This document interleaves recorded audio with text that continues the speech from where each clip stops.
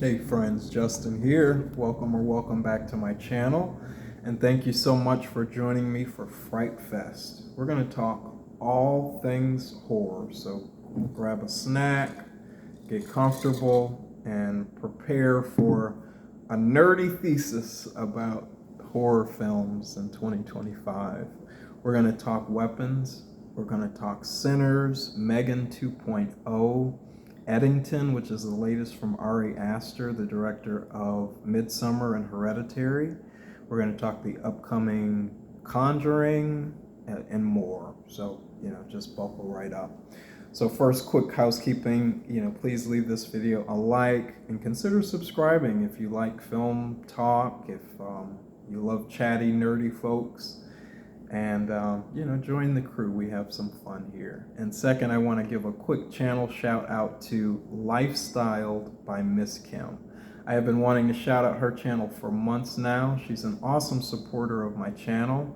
As a matter of fact, she's got a book review up on the shorts of her channel, and I'd love if somebody would go over and leave a comment or two, and that'll encourage her to post some more. Lifestyled by Miss Kim. So, hey, Miss Kim. Weapons. Let's talk about weapons. Every time I saw it a few days ago. Every time I close my eyes, I see the faces from weapons. If you're looking for a true scare, go see Weapons. It's gory, it's thrilling, it's fast-paced. The cinematography is beautiful. The way that it's shot is so immersive. You can see individual raindrops falling. You can see and feel the condensation in the air with the rain. It's really fascinating how the details that they honed in on, and it all serves to heighten this sense of fear and dread and panic. And you got to see it. First 45 minutes, terrifying. And I think it's at its height when it's building up and you really don't know, really what's happening. But even through the reveal, it's thrilling. And there's a character that is revealed through the end of the story named Gladys. And there's a lot of talk about doing an origins movie with Gladys that I'm here for, because she's a fascinating character study. But if you're looking for an old-fashioned scare and you're not faint of heart, see Weapons. I highly, highly recommend it. The second act was not as strong as the first, but we're in it for a scare, and it's effective at that. Let me tell you my theory really quick. We're going to move on from Weapons. Let me tell you my theory really quick, and then the next couple films we talk about are really good examples of this. So I have seen the future of film, and it is genreless film. I think comedies, superhero, horror, I think putting that label on it narrows your audience, and it limits the amount of money that you can ultimately make. If you create a borderless project that borrows film styles, that has a little horror, that has a little comedy, and that's telling a compelling social commentary story, I think that's where it's at, because your audience is unlimited. And I think a thesis statement for that is Sinners, the Ryan Coogler film with Michael B. Jordan, Haley Steinfeld, Jack O'Connell. It's a love letter to blues music, it's a love letter to Americana, but it's also a love letter to film. It pulls from Western, it pulls from horror, it pulls from comedy, it pulls from those old, Southern black stories like The Color Purple, and et cetera, et cetera. It's pulling from so many places in service of telling this wonderful story, vampire lore, and Irish American history, Native American history, Asian American, early Asian American. I mean, you can just go on and on about sinners. And because it casts such a wide net, it has become, it's a $400 million plus phenomenon. And so I think that is the way forward for a lot of these creatives and these directors that are passionate about certain types of films but want to get them to the mainstream. Eddington, the newest Ari Aster film, he was the director of Midsommar and Hereditary, and Beau is Afraid with Joaquin Phoenix a few years ago. He had a film come out this year called Eddington with Pedro Pascal, Joaquin Phoenix, and I mean, the cast was bonkers.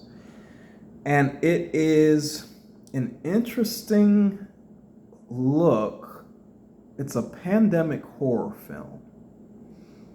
You see old people that refuse to wear masks being dragged out of grocery stores by people in uniforms. And you think, that actually happened.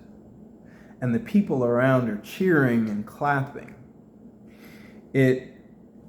Ari Aster, the director, is turning the camera on us and our own behavior in a really fascinating way, where we are the villains or the monsters in the movie, and that's what makes it truly chilling. It is frenetic, it's fast-paced, it's an interesting film with a lot of social commentary, but he subscribes to this notion of what I call daylight horror, where it's not about a bump in the night, it's not about a ghost, it's about true horror and exposing, the true monsters of this world. And so, he's off on this path, and he's got a really, really, really fascinating concept. Midsommar, with its bright pastel colors, is another example of this daylight horror.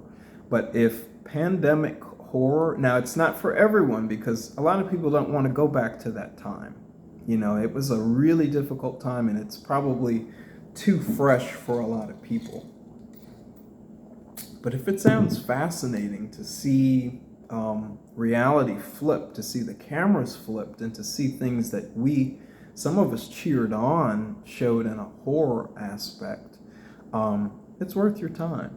It is. It's worth your time. Pedro Pascal, Joaquin Phoenix, it's cool. Megan 2.0. This one was fun. I loved Megan. It was a lot of fun. Megan 2.0 was Megan meets Mission Impossible. Our girl Megan is an international spy. There are bots and droids that she's facing off with. She's got Nemesis. Her, outfits are elevated. I had fun with Megan 2.0, and I was alone. The critics hated it. It didn't connect with audiences. It didn't connect with critics. And it was really an ambitious film, and it was meant to be, kind of the next step in that franchise. But I doubt that they revisit Megan after the box office performance of Megan 2.0. I think it was a victim of genre. People think it's a little girl's film, and like I'm telling you, it had international locales, it was action-packed, it was funny, it was conceptual, talking about, the limits of artificial intelligence. But because it's pigeonholed into that little, pop girl horror box, the audience that needed to see it did not. And so I think it's another example of why genreless films are an interesting way forward. But Megan 2.0 is fun, and it's worth your time when it comes down the pipeline. I think it's already on streaming and DVD and stuff like that. And a couple of weeks ago, I went to see Together. And I talked about it in my last video, but Dave Franco and Alison Brie. Alison Brie reminds me of Dakota Johnson. She's really pretty. She's got a cute haircut. They make such a cute couple, but this film explores toxic relationships and overstaying toxic relationships. And the film is called Together. This couple wander into the woods and have to take shelter in a cave during a storm. And something supernatural happens in that cave that transforms them, their relationship, and the rest of their lives. And it's a really fascinating fantasy, sci-fi story. And so I recommend, as a matter of fact, let me say this, Together was my favorite horror film of the year so far. So check it out when you see it come down the pipeline on streaming, and let me know what you think about it. This year stands to be a landmark year for horror films. Not since 2017, when you had films like It, Jordan Peele's Get Out, Split with James McAvoy, Annabelle Creation. The point is, in 2017, horror films alone grossed, over $1.2 billion. Now that's real money for Hollywood to pay attention to. Back in the day, you used to have those slasher films where people were tripping over their feet and people didn't really take the genre seriously. But after 2017, when these auteurs, these huge films, It, Get Out with Jordan Peele, Annabelle, James Wan, James McAvoy's performance in Split, people started to see not only the box office but the awards potential behind these horror films, and you started to get the A24 Midsummers and Hereditary. So that was a turning point in this modern renaissance of horror films. Sinners is over $400 million already in 2025. Weapons is over $150 million and counting. This is only the second weekend of Weapons release. The Conjuring comes out in several weeks, and it's projected to be over a $40 million opening weekend. What's unique is that those three films are all under Warner Brothers, so there is a potential this year in 2025 for one studio, for Warner Brothers, because they've got other films. And there are several other horror films this year that have done well and performed.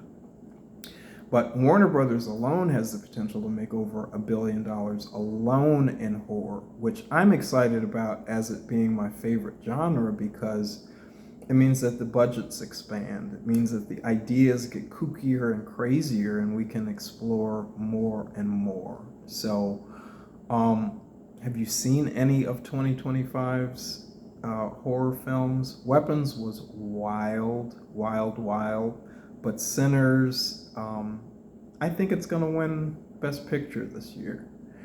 What was your favorite? And, share some recommendations for me that I should see. And I appreciate you guys for checking me out, for watching this video, and we'll see where the rest of 2025 takes us with horror. And until our next chat.